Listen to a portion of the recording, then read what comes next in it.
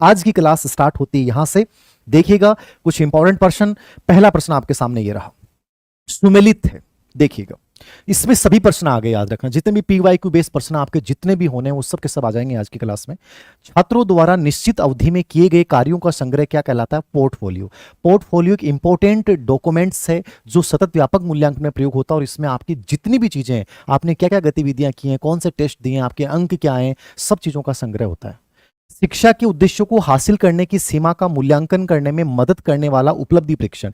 Achievement test का मतलब क्या होता है कि मैंने आपको कोई चैप्टर पढ़ा दिया, पूरा कोर्स करवा दिया, कोर्स करवाने के बाद आपने क्या सीखा, इसकी जांच करने के लिए जो मूल्यांकन किया जाता है उसको बोलते हैं अचीवमेंट टेस्ट। आपका सिलेबस पूरा होने के बाद जो टेस्ट होता है, आपकी अर्धवार्षिक, वार्षिक, ये सब अचीवमेंट टेस्ट थे, याद रखना। उपलब्धि परीक्षण वह मूल्यांकन जो पठन की कमियों का पता लगाने के लिए प्रयोग होता है, उसको अपन नैदानिक मूल्यांकन। कमजोरियां, कमियां और कठिनाइयां, 3 वर्ड पकड़ लो। कमजोरियां, कमियां और कठिनाइयां जहां भी आएगा वहां पे क्या करना? नैदानिक। ये प्रश्न आपके टीचिंग मेथड में भी आएंगे, तो इस टॉपिक को अच्छे से देख के जाना, बहुत इंपॉर्टेंट है। मापन वस्तुओं को अंक प्रदान करने की प्रक्रिया एकदम सही है। स्टीवेंसन का स्टेटमेंट है, मापन वस्तुओं को अंक प्रदान करने की प्रक्रिया। मापन पे 4 ही बात याद रखनी है। अंक प्रदान करना, आपकी बुद्धि लब्धि 70% है, मापन है। मैं कहूंगा कि आप औसत बुद्धि लब्धि है, मूल्यांकन है। मापन हमेशा अंक में व्यक्त होता है। इसके 4 लेवल होते हैं, उनको याद रखना, बाकी मापन पे कोई प्रश्न नहीं बनता। यहां पे जो आंसर होगा वो क्या होगा? ए आएगा। वेरी गुड, सभी सही हैं। ये चारों प्रश्न आए हुए हैं रीट में, चारों को मैंने एक साथ दे दिया। अगला प्रश्न, एक मानक परीक्षण विधि में निम्नलिखित गुण अवश्य होने चाहिए। बहुत बार ये प्रश्न आया हुआ है, मूल्यांकन और प्रयोज्यता। एक सिंपल सी बात याद रखना, दूसरे प्रश्न का आंसर आप दे दीजिए। कभी भी मूल्यांकन एक मानक परीक्षण का गुण नहीं होता है। मूल्यांकन कभी गुण नहीं होगा, मूल्यांकन अपने आप में एक परीक्षण होता है। तो मूल्यांकन जहां गया वो गलत है। वेदता होता है बट मूल्यांकन गलत है। विस्तृतता होता है बट मूल्यांकन गलत है। व्यवहार्यता सही है। वेदता, विश्वसनीयता और व्यवहार्यता, तो इसमें से कौन सा सही है, कौन सा गलत है? आंसर देंगे, बताएं कौन सा आंसर सही है इसमें। बहुत घबराहट नहीं रखनी बेटा, घबराहट होनी नहीं चाहिए यार। आप मेरे से पढ़ रहे हो, फिर घबराहट क्यों है? मस्त रहो। D, very good, D answer हो जाएगा।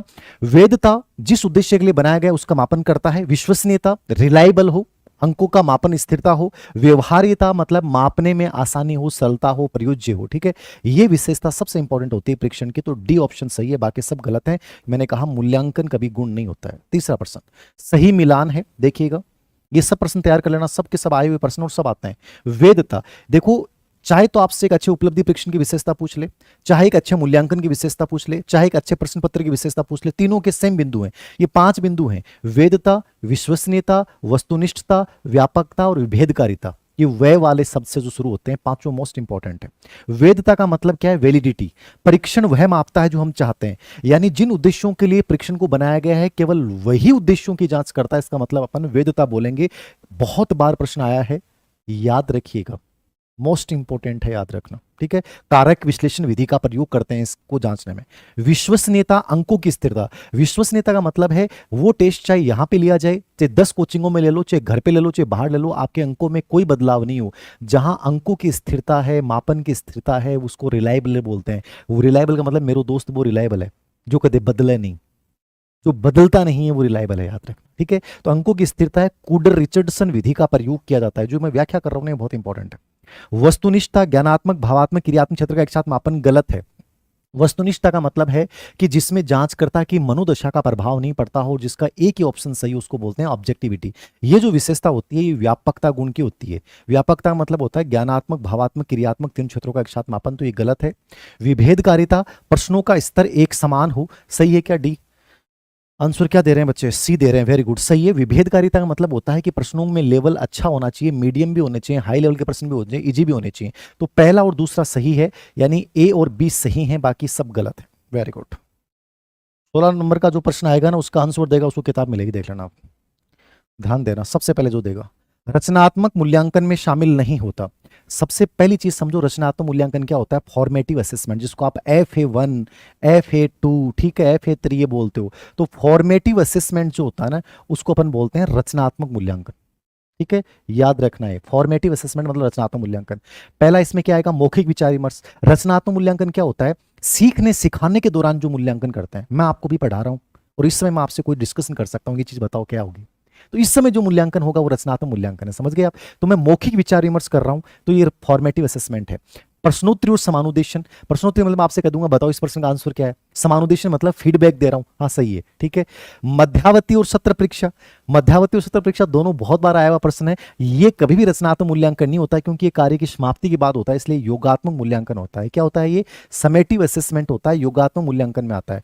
असाइनमेंट संबंधी कार्य, गृह कार्य, ये हमेशा प्रोजेक्ट संबंधी कार्य, ये सब हमेशा रचनात्मक मूल्यांकन का पार्ट होते हैं। ये बहुत इंपॉर्टेंट प्रश्न है और बहुत बार आता है, याद रख के जाइएगा रचनात्मक में क्या और योगात्मक में क्या है। आंसर क्या सही है? में शामिल नहीं होता। क्या नहीं होता? सिर्फ दो ऑप्शन, सी नहीं होता, बाकी सब होता है। सी नहीं होता, हाँ दो ऑप्शन होगा, सिर्फ सी नहीं होता, यानी कि मध्यावधि परीक्षा और सत्र परीक्षा नहीं होगा, बाकी ये तीनों ए बी डी तीनों शामिल होते हैं। ये बहुत इंपॉर्टेंट टॉपिक है, इसको पढ़ के जाना। अगला प्रश्न देखिएगा, सही है। योगात्मक आकलन पाठ के अंत में किया जाने वाला आकलन है जिसमें ग्रेड प्रदान की जाती है। योगात्मक मतलब समेटिव, ऐसे 1 ऐसे 2 ऐसे 3 ये होते हैं। राजस्थान में 3 होते हैं, सेंट्रल लेवल पे सीबीएसई में 2 लेवल के होते हैं। ये हमेशा निश्चित समय के बाद, निश्चित पाठ्यक्रम की समाप्ति के बाद होता है। जो आपकी अर्धवार्षिक और वार्षिक परीक्षाएं थी एक प्रकार से, वो आपका योगात्मक मूल्यांकन होता था। और जो अपने टेस्ट हैं, मौखिक प्रश्न हैं, आज गृह कार्य, वो सब आपका रचनात्मक मूल्यांकन। सतत और व्यापक मूल्यांकन सीसी शैक्षिक और सह शैक्षिक दोनों क्षेत्रों के मूल्यांकन पे बल देता है, इंपॉर्टेंट है। सतत का मतलब है निरंतरता और व्यापक का मतलब है आपने क्लास में क्या पढ़ा और क्लास से बाहर क्या सीखा, दोनों का मूल्यांकन। शैक्षिक और सह शैक्षिक अर्थ पे बहुत बार आता है सीसी पे, याद रखना। पोर्टफोलियो सतत व्यापक मूल्यांकन का भाग है जो विद्यार्थियों के कौशल के विकास को दिखाता है कि बच्चों ने क्या क्या सीखा है, अदर एक्टिविटीज में क्या है और शैक्षिक एक्टिविटीज में क्या है। सीसी छात्रों के संज्ञानात्मक, मनोप्रेरणा और भावनात्मक क्षेत्र का विकास करता है। ये बात सही है क्या, बताएं सही कौन सा है, आंसर बताएं। सभी या 3? सभी 3 आ रहा है, वेरी गुड। समझना इस चीज को, सीसी में शैक्षिक और सह शैक्षिक होता है, पोर्टफोलियो इसका पार्ट होता है। ये ज्ञानात्मक, इसका उद्देश्य जो है ना, वो बच्चों में परीक्षा के प्रति भय को समाप्त करना, बच्चों का सर्वांगीण विकास करना, ज्ञानात्मक, भावात्मक, क्रियात्मक क्षेत्र, बच्चों में विद्यालय के नामांकन को बढ़ाना, ये इसकी स्पेशलिस्ट के क्या होते हैं, उद्देश्य होते हैं। तो ये चारों ही क्या है, सही है, तीसरा ऑप्शन। अगला प्रश्न देखिएगा, सही मिलान है, बहुत इंपॉर्टेंट प्रश्न है, चारों आए हुए हैं एग्जाम में, 4 को मिलाकर मतलब कम से कम 50% तैयार हो जाएंगे आज के आपके इस सेशन से। सही मिलान है। SIQE क्या है? SIQ सबसे पहले समझना, 2015-16 से सीसी का राजस्थान में जो नाम किया गया है वो ये किया गया है, ठीक है। ये 1 से 5वीं तक लागू है। State initiative of quality education, ये सही है क्या? अधिगम के लिए मूल्यांकन, असेसमेंट फॉर लर्निंग क्या होता है? इसमें ऑब्जर्वेशन होता है, चेकलिस्ट बनाई जाती है, परियोजना प्रोजेक्ट कार्य होता है, प्रश्नोत्तरी होती है, फील्ड विजिट भ्रमण होता है और शैक्षणिक भ्रमण इत्यादि शामिल है। सही बात है। साइकोमेट्रिक परीक्षण और प्रयोग मूल्यांकन की मात्रात्मक विधियां हैं, ये बहुत इंपॉर्टेंट प्रश्न है, 2 बार रिपीट है। विद्यालय की कार्य पद्धति में सुधार करने के लिए क्रियात्मक अनुसंधान, ये किताब किसकी है? स्टीफन एम कोरे। ये सभी सही लग रहे हैं मुझे तो, आप बताएं। अरे डर काहे कह रहे हैं, मस्त रहो, सबकी हो जाएगी रेट, देखना एक भी नहीं बचेगा। और समझना, याद रखना, ये पहला ऑप्शन गलत है, याद रखना। इसमें state initiative for quality education होता है, ये छोटी सी चीज है बट ये याद रखनी है, ऑफ नहीं होता है, फॉर क्वालिटी एजुकेशन है, इसकी फुल फॉर्म याद रखना। सीसी में सीसी की full form continuous and comprehensive education, CCP child centred pedagogy, ये फुल फॉर्म याद रखना। एबीएल एक्टिविटी बेस्ड लर्निंग, इसकी फुल फॉर्म याद रखना। ये 3-4 फुल फॉर्म याद रख के जाना। और SIQE अधिगम के लिए मूल्यांकन क्या होता है? असेसमेंट, 3 मूल्यांकन आकलन होते हैं अधिगम के रूप में। आकलन जब मैं मेरा खुद का आकलन करता हूं तो होता है assessment as learning. Assessment for learning होता है सीखने सिखाने के दौरान, जब अपन टीचर के साथ चर्चा करते हैं, घुमाने लेके गए, फिर अपन डिस्कशन कर रहे हैं। रचनात्मक होता है, निदानात्मक मूल्यांकन होता है, ये सीखने सिखाने के दौरान होते हैं, दोनों ही सीखने सिखाने के दौरान होते हैं। और एक होता है अधिगम का आकलन, जो योगात्मक आकलन होता है, कार्य की समाप्ति के बाद होता है, याद रखना। साइकोमेट्रिक परीक्षण क्या होता है? ये प्रयोगात्मक और वैज्ञानिक विधि है, याद रखना। जितनी भी आप SSC वगैरह की एग्जाम देते हो वहां आपका साइकोमेट्रिक परीक्षण होता है, तो ये प्रयोगात्मक विधि में मूल्यांकन की 2 विधियां होती हैं, प्रयोगात्मक मतलब मात्रात्मक, परिमाणात्मक और गुणात्मक। तो ये परिमाणात्मक में आती हैं, साइकोमेट्रिक और प्रयोग मूल्यांकन की मात्रात्मक विधियां आती हैं। मौखिक परीक्षा, लिखित परीक्षा और प्रयोगात्मक परीक्षा। और साइकोमेट्रिक परीक्षा एक प्रयोगात्मक परीक्षा, वैज्ञानिक परीक्षण है, इसलिए ये प्रश्न आया हुआ है, ये भी सही है। विद्यालय कार्य पद्धति में सुधार करने के लिए किताब है स्टीफन एम कोरे की, जो स्पेशली इसके 1953 में प्रतिपादक थे, कोलंबिया विश्वविद्यालय से रिलेवेंट थे। तो इसमें ऑप्शन क्या हो जाएगा? BCD। वेरी गुड, ये सब प्रश्न बहुत गजब के हैं। शिक्षा में क्रियात्मक अनुसंधान के विकास में किसने योगदान नहीं दिया? कुर्ट लेविन ने दिया है। इन्होंने 1946 में मानवीय संबंधों के विकास में एक्शन रिसर्च को इंपॉर्टेंट माना है, इसलिए इससे रिलेवेंट है। बी आर बंकिंघम 1926 में रिसर्च फॉर टीचर से किताब लिखी थी, जिसमें टीचरों के लिए कि एक्शन रिसर्च को बहुत आवश्यक बताया था, इसलिए यह भी सही है। स्टीफन एम कोवे नाम का कोई आदमी नहीं है, स्टीफन एम कोरे, जिन्होंने 1953 में इसका प्रतिपादन किया। वैसे कोलियर नामक व्यक्ति ने अमेरिका में क्रियात्मक अनुसंधान शब्द का प्रयोग किया था, अमेरिका से शुरुआत मानी जाती है सेकंड वर्ल्ड वॉर से।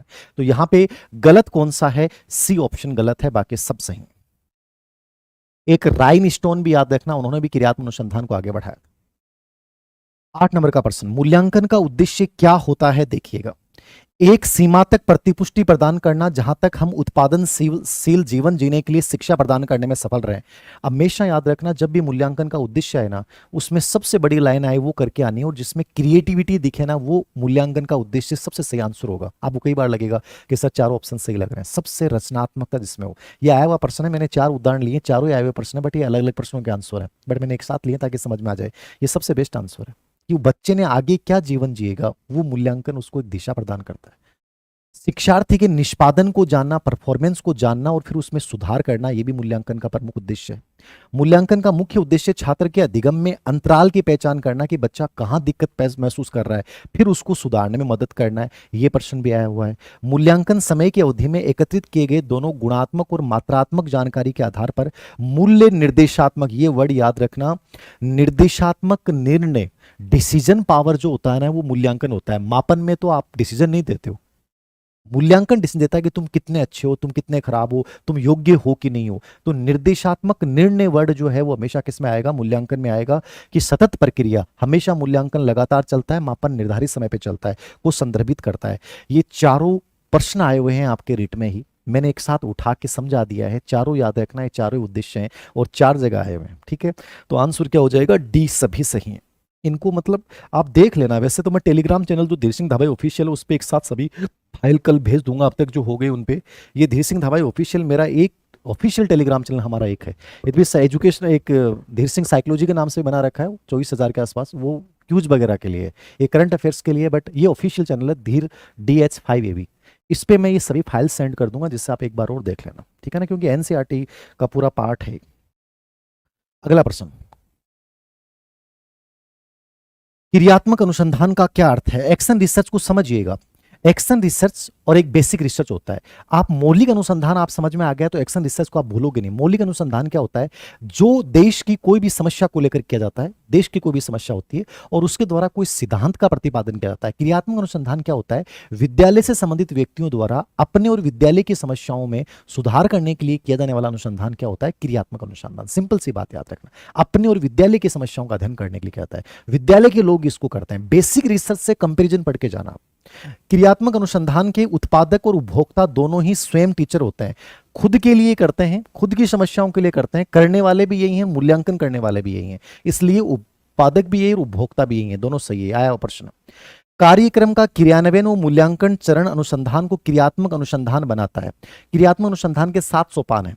समस्या का ज्ञान पहला सोपान है, समस्या पे विचार विमर्श, योजना का निर्माण, परिकल्पनाओं का निर्माण, तथ्य संग्रह करने की विधियों का निर्धारण, 5वां है क्रियान्वयन, 6ठा है निष्कर्ष निकालना और 7वां है दूसरों को परिणामों की सूचना देना। तो इसमें 5वां जो होता है ना, वो रियल क्रियात्मक अनुसंधान यहाँ एक्शन में आता है। क्रियात्मक अनुसंधान किसी समस्या का तत्काल या त्वरित समाधान होता है। तात्कालिक समाधान, कोई भी प्रॉब्लम आ गई कि बच्चे क्लास में ध्यान नहीं दे रहे, बच्चों का क्लास स्कूल में मन नहीं लग रहा, बच्चों के लिए कोई एक्टिविटीज नहीं हो रही, बच्चों का मूल्यांकन सही नहीं हो रहा, कोई भी विद्यालय चारदीवारी से रिलेवेंट प्रॉब्लम होगी, उसका तुरंत समाधान करने के लिए एक्शन रिसर्च। एक्शन रिसर्च का मतलब तुरंत समाधान करना है, तो त्वरित समाधान होता है, याद रखना। आया हुआ प्रश्न है, यह विद्यालय जीवन की दैनिक प्रॉब्लम और रियल प्रॉब्लम दोनों का एक समाधान करता है। यानी ये चारों ही इसके अर्थ हैं। ये 4 प्रश्न हैं, बट ये चारों ही इसके अर्थ में निहितार्थ हैं। यानी पूरा क्रियात्मक अनुसंधान होता है क्या, ये क्लियर हो जाता है। तो आंसर क्या करेंगे आप इसमें? सभी। आगे देखो आप, संकलनात्मक मूल्यांकन समेटिव असेसमेंट किसके लिए अनुपयुक्त है? भाषा पूरी पढ़ना है एक तो परीक्षा में। संकलनात्मक मूल्यांकन ये रीट में आया हुआ प्रश्न है, समेटिव असेसमेंट है, याद रखना। अनुपयुक्त क्या है मतलब गलत क्या है, ये शब्द समझ में आना चाहिए। अनुपयुक्त क्या है? श्रेणी या ग्रेड निश्चित करने में इसका प्रयोग होता है, एकदम सही है। A B C D E grade जो भी देते हैं। विद्यार्थी अधिगम का सार संक्षेप में कि लास्ट में बच्चों ने क्या सीखा वो निष्कर्ष ये निकालता है। सत्रांत मूल्यांकन, सत्रांत मतलब सत्र के अंत में। शिक्षण अधिगम प्रक्रिया की प्रोग्रेस पे निगरानी करने में। तो ये सभी सही है या कोई गलत है बताओ। 10 नंबर का प्रश्न का आंसर सी। 4 3 2 1 बताओ फटाफट। बहुत बढ़िया। कौन सा है? हाँ, टेस्ट सीरीज वाले क्वेश्चन करवा दूंगा जो मेगा टेस्ट लिए ना, परसों लास्ट अंतिम टेस्ट है। 5 साइकोलॉजी वाले पेपर करवा दूंगा। लगभग 120 के आसपास प्रश्न हो जाएंगे, वो उन्हीं में से आ जाएंगे प्रश्न। वेरी गुड, डी आंसर हो जाएगा। ये जो होता है ना डी ऑप्शन, ये होता है रचनात्मक मूल्यांकन। ये क्या होता है? रचनात्मक मूल्यांकन का कार्य होता है, ना कि योगात्मक मूल्यांकन का कार्य होता है। तो डी यहाँ पे गलत है।